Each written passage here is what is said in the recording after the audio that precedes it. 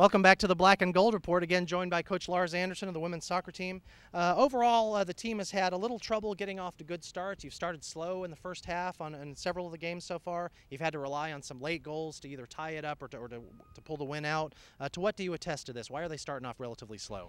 Well, I don't know. You know, in the beginning of the season, the first two games, we were pouring in goals at the start of the game. So it's sort of the ebb and flow of the game of soccer. I think the important thing is that you don't push the panic button. If the goals don't come in the beginning of the game, know that the game plan is going to work. Know that you're talented. Trust your coaching staff. Trust your teammates, and eventually the goals will come. And that's a message that we hammer home constantly. And quite frankly, as in the Columbus State game, I don't care when the goals come as long as they appear in the end and we win the game.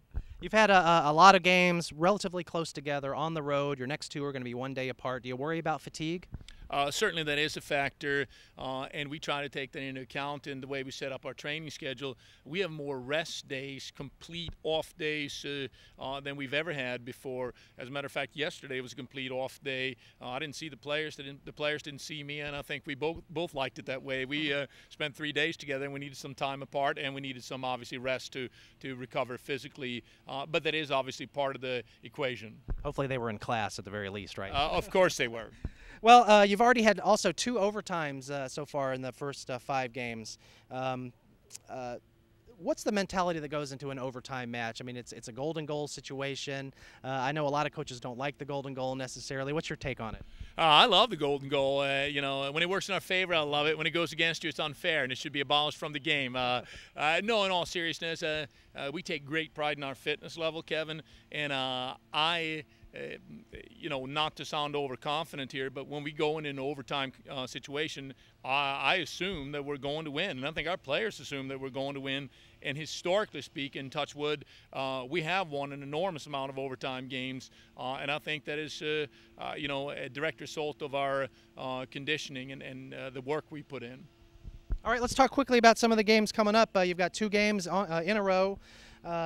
You've both on the road again, finishing your 7-game road stretch. First up is Peach Belt North Georgia on Saturday, which will be today, or the day this airs. What do you expect to see from the Lady Saints? Well, we've been fortunate enough to beat North Georgia 4 times in a row, but 3 of those have been in overtime.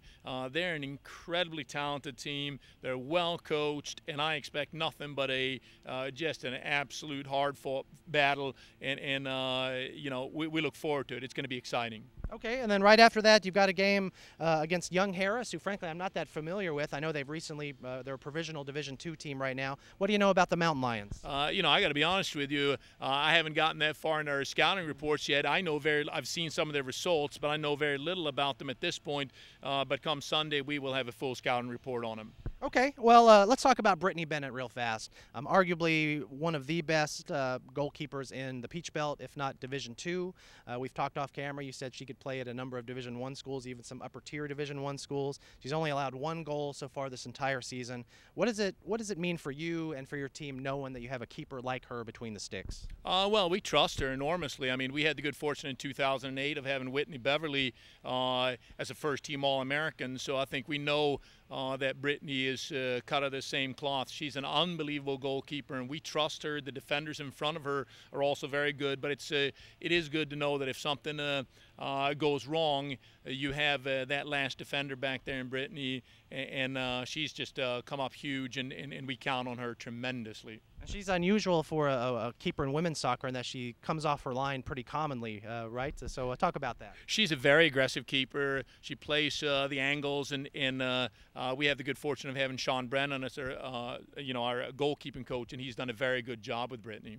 Well, you're 4-0-1 so far at this point. You're still unbeaten. Are you relatively happy with where the team is right now?